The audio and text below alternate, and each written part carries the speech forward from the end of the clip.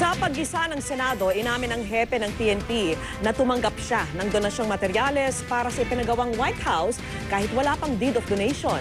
Saksi si Jam Sisante. Itong ipinaayos na White House sa Camp Crame. Ang may pakinabang, sino mang uupong hepe ng PNP at ang kanyang pamilya. Official residence kasi ito habang nasa pwesto pa ang police chief. Ito naman ang PNP General Hospital sa Camp Crame rin. Ang misyon, pagbibigay ng serbisyong pangkalusugan sa lahat ng uniformed at non-uniformed PNP personnel at kanilang dependents. Pero minsan, pinapayagan din ang mga otorisadong sibilyan. Tanong tuloy ng Senado kay PNP Chief Director General Alan Purisima, bakit hindi ospital ang unang pinaayos bago ang White House? 11 million pesos ang halaga ng renovation gamit ang mga donasyong material ng ilang construction companies. Did you not say, thank you for your kindness? Would you like to spend the money first in improving the hospital? Hindi ho pumasok sa isip niyo yun. Ang kanilang concentration, Your Honor, is para po para sa bahay po ng Chief PNP sa dahilan nga po na binabaha nga po noon pagka malakas po ang ulan. Napakabait napakabait nila. They're worried about the house of the PNP chief and not the health of the members of the PNP. Kaya medyo walang credibility yung rason mo eh. Ipinagtaka rin ng Senado kung bakit walang deed of donation nang gawin ng White House mula May hanggang December 2013.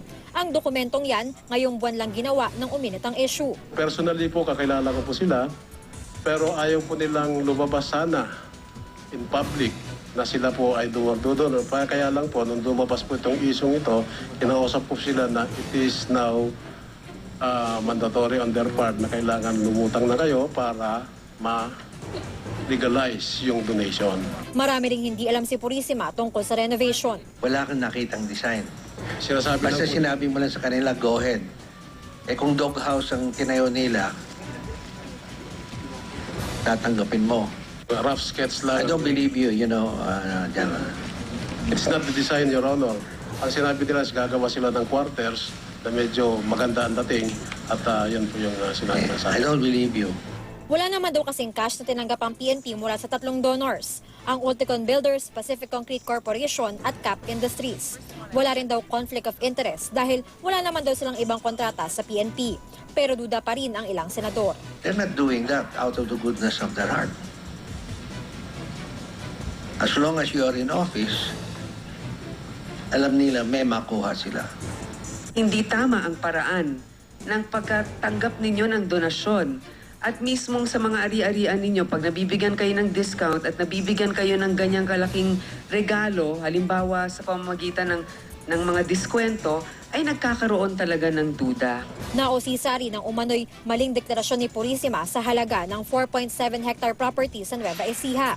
Duda ang ilan na 3.7 million pesos lang ito. Ang aking pong natatandaan, Your Honor, ay umabot po na 150,000 yung pinayaran ko po. Yung 4 hectares in 1998. Yes, Your Honor. Tapos, ito pong 3.7 million, nadagdag ito dahil sa construction cost and appreciation value ng lugar. Yung construction, yung mga nagastos po natin doon, Your Honor. Paano po ninyo binayaran yan? Ang galing po sa ating kinikita bilang pulis, nasa sweldo po natin, kasama na rin po yung aking pamilya, Your Honor. Ang usapin ukol sa renovation ng White House at bahay niya sa Nueva Ecija, basihan na ng reklamong plunder laban kay Purisima sa Ombudsman. Inalam din ng Senado kung bakit sobrang mura ng bili niya sa Land Cruiser na mahigit 6 na milyong piso sa merkado. Nagkataon po ay nagbigay po ng malaking diskwento dito sa Land Cruiser na to noong panahon na yun. Naungkat din ang lumalalang krimen sa bansa kabilang ang ilang kinasasangkutan ng mga pulis. Sa kabila niyan, 9 out of 10 daw ang score ni Purisima sa sarili. May demolition job lang daw laban sa kanya. Gusto nila tayong siraan ngayon para maging business as usual ulit. Hindi po ako papayag na magkakaganon. Hindi na uobra ang mga modus operandi nila. Yan ang pinatigil ko at patuloy kong babantayan kahit sino man ang tamaan. Pag-aaralan na raw ng Committee on Public Order kung irerekomenda ang pagsasampa ng kaso sa PNP Chief. Ako si Jamsi Santay, ang inyong saksi.